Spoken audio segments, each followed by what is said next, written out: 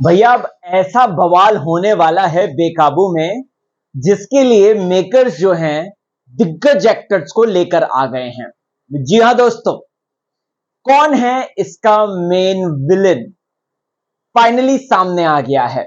इस वीडियो में आपका यारों का यार होस्ट राहुल भोज आपको बताएगा कि आखिरकार कैसे नागिन सीजन 1, 2 और साथ ही साथ सीजन 6 वाली मेन नेगेटिव लीड आ रही है फिर से एक बार महाराक्षसनी बनकर, कौन से बेकाबू में।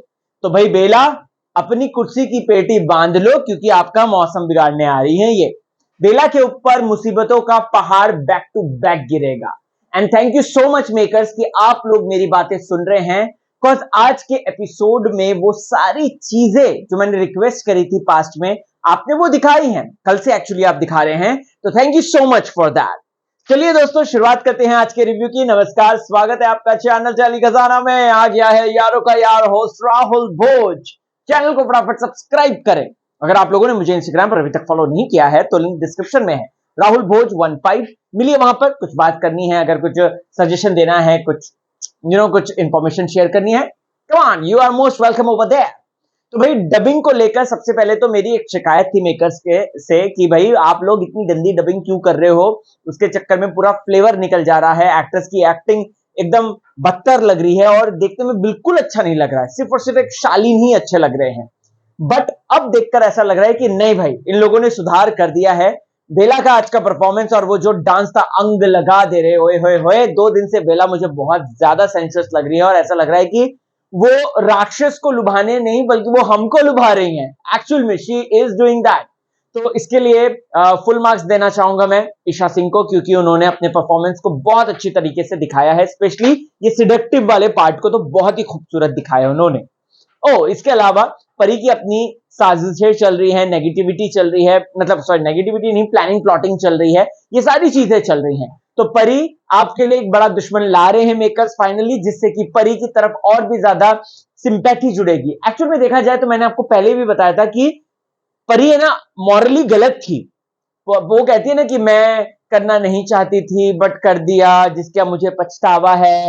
वो इनफैक्ट सुहागरात के बाद भी बोलती है कि मैंने तो चलो गलत किया लेकिन तुमने तो पाप किया है। वो बोलती है, उसको अपनी गलती का रियलाइज है। तो ऐसे में अगर आप देखेंगे तो मॉरली परी गलत थी। परी को क्या चल रहा था, वो अपने राक्षस, क्या नाम था उसका, अरकासुर जो भी था, उनके पिताजी, तो वो तो अपनी तपस्या कर रहे थे ना। तो उसको भंग करने के लिए आप आए बीच में, आपकी वजह से आज अश्वत्थ नहीं है, आपकी वजह से प्रथम नहीं है, तो वो आपकी गलती है। तो उसको फाइनली रियलाइज करके अच्छा वो मेकर्स ने अब स्टोरीज को जो है सास बहू तक का ड्रामा नहीं बना दिया है और ये राक्षस और परी, राक्षस वर्सेस राक्षस, ये सारी चीजें दिखाने लगे, क्योंकि इसके सब प्लॉट्स ज्यादा इंटरेस्टिंग है एज कंपेयर टू ये जो अगर यामिनी वर्सेस बेला दिखाते, वो ज्यादा इंटरेस्टिंग नहीं लगता दोस्तों। और मुझे ऐसा लग रहा है क्योंकि जो वो अननोन आइडेंटिटी जिनके हमें सिर्फ बाल ही बाल दिखाए गए दोस्तों, वो फाइनली पता चल गई है। वो और कोई नहीं है बल्कि वो है सुधा चंद्रन मैडम। जी हाँ, नागिन सीजन 1, 2 में आई थी सुधा मैम, क्या गजब की एक्टिंग करती है वो तो हम सबको पता है।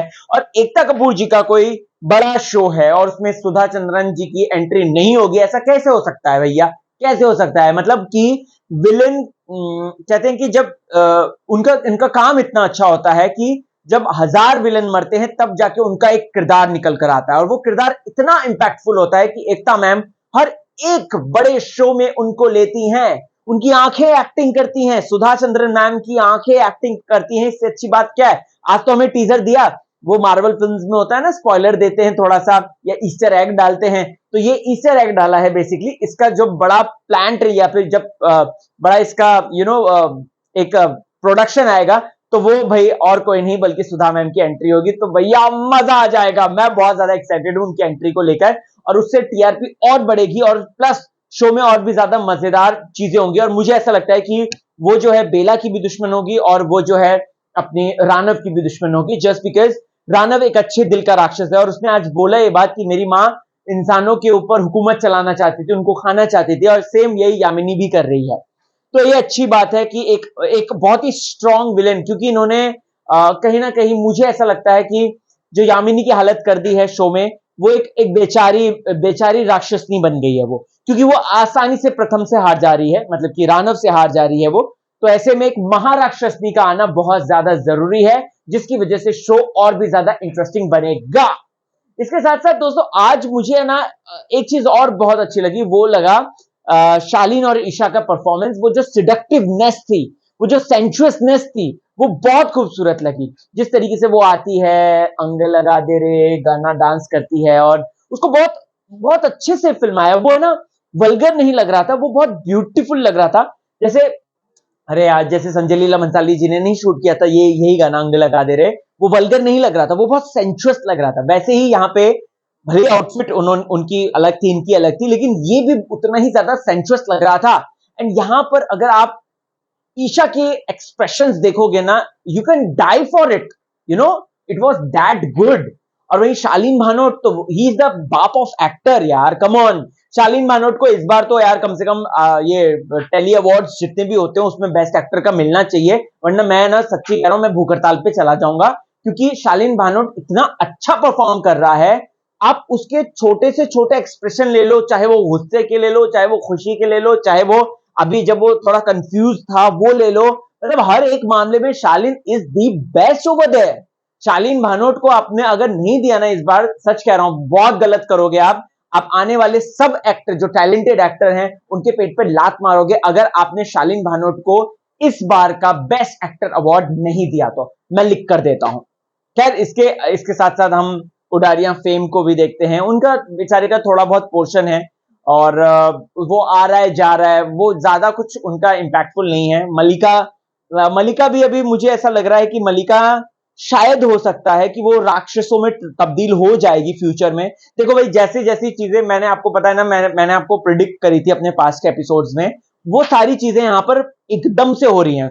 मैंने आपको बोला था कि ये लोग बहुत सारी चीजें बोलती है, अभी मेरे को तो याद भी नहीं एग्जैक्टली, क्योंकि वो समझ में आ रहा था कि ग्राफ किधर जा रहा है। अब सुधा मैम की एंट्री होगी ना, देख लेना, मैं आपको लिख कर दे रहा हूं उनके दो, क्योंकि परी और इसके बीच में लव स्टोरी शुरू हो जाएगी, क्योंकि आज हमने परी का एक अच्छा दिल देखा। मुझे लग रहा है कि यहाँ पे मैंने जब सवाल खड़े करे थे, आपको याद है, मैंने बोलता कि भाई परी तो टेक्निकली गलत थी और अभी भी वो गलत ही कर रही थी, राइट, जब तक उसने ये बात नहीं बोली कि तुम्हें परिवार से बचाऊं या तुम्हें ये करूं, तुम्हें वो करूं, तुम इतने पीड़ा में हो, मुझे बुरा लगा इस बात का लगे कि तुम्हारी अपनी फैमिली इसमें सफर कर रही, जब वो अपनी स्टोरी बताता है उसको, राइट।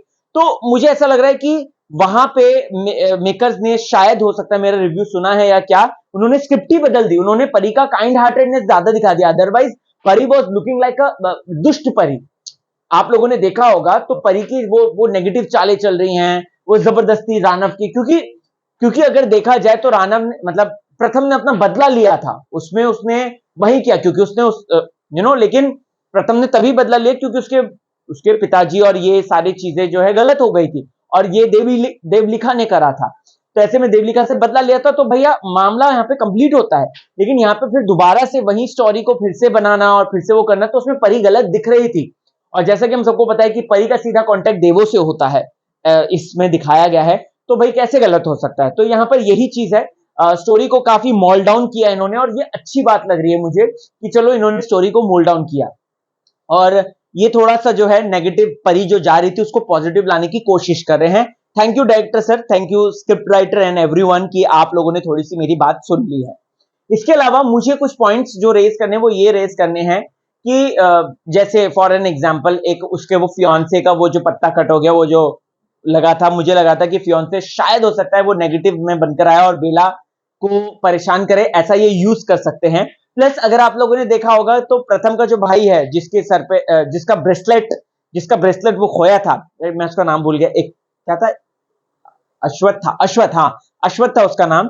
तो उसके सामने डमी बिठाया हुआ था जीशान नहीं, जैन इमाम का डमी बिठाया हुआ था, अगर आपने देखा होगा तो वो डमी बिठाया हुआ था, ये मैंने नोटिस किया, मैंने कहा तुरंत अपने व्यूअर्स को इस बारे में बताऊंगा। तो उसकी एंट्री दोबारा होने वाली है ऐसा लग रहा है, और उसकी फ्लैशबैक की स्टोरीज हमें बताई जाएंगी कि क्या हुआ उसके साथ, क्या नहीं हुआ।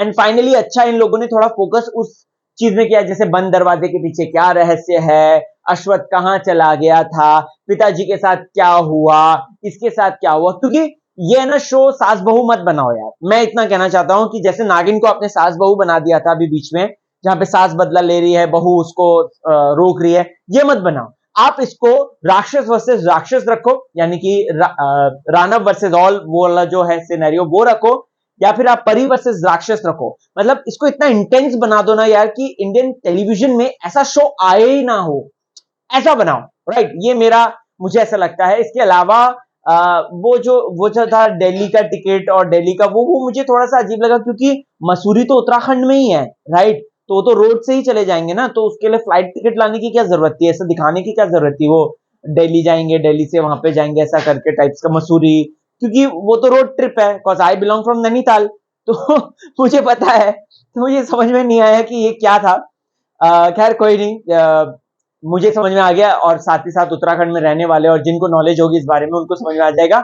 उत्तराखंड में ही ये मतलब बेसिकली स्टोरी दिखाई गई है, जो उत्तराखंड की दिखाई गई है, कि वहीं पे राक्षस और परी का एक खेल चल रहा है, और वहीं पे ही जो है वो लोग मसूरी जाते हैं। अब देखना इंटरेस्टिंग ये रहेगा कि उस बंद कमरे में मतलब परी का खून गिरते ही वो क्या हो रहा है। राइट, और इन लोगों को ना एक चीज और समझनी चाहिए, मुझे ऐसा लगता है कि जब इन्होंने बोला कि राक्षस बोलता है कि तुम्हारी परछाई क्यों नहीं दिख रही शीशे में। राइट, वहीं आज हमें सीक्वेंस में दिखाया गया कि बेला की जो है परछाई उससे बात कर रही है, परछाई को वो देख रही है और ऐसे ऐसे ऐसे एक्सप्रेशन दे रही है। सो विच आई फील कि यार ये क्या दिखा रहे हैं, अगर परी की परछाई नहीं दिखती है तो ये क्यों दिखा रहे हैं हमको। समझ में आ रहा है आपको मैं क्या कहना चाह रहा हूं? होप सो समझ गए होंगे। लेकिन अब शो में एंट्री होगी सुधा मैम की, होप सो आने वाले 2 एपिसोड या 3 एपिसोड के बाद हो, कुछ भी हो सकता है। So let's wait for that. लेकिन आई एम एक्साइटेड, और of course Shalin Bhanot best थे एज यूजुअल। राइट, उनके हर एक एक्सप्रेशंस, हर एक बातें, वो छोटे छोटे, कल के मैंने आपको बताया था ना, हाउ प्लीज वैसे ही से आज हुआ था। वैसे एक गुड न्यूज है आपको बता दूं तो, टीना का जो नया शो आया था उसकी टीआरपी कुछ भी नहीं है ओपनिंग डे की, और वहीं शालीन का जो शो आया था उसकी टीआरपी बवाल थी। इसके बारे में एक इंडिविजुअल वीडियो बना रहा हूं मैं, आप लोग सपोर्ट कीजिएगा। चलो चलता हूं, दुआओं में याद रखें, और इंस्टाग्राम पे मुझसे मिलिए राहुल भोज 15। बाय।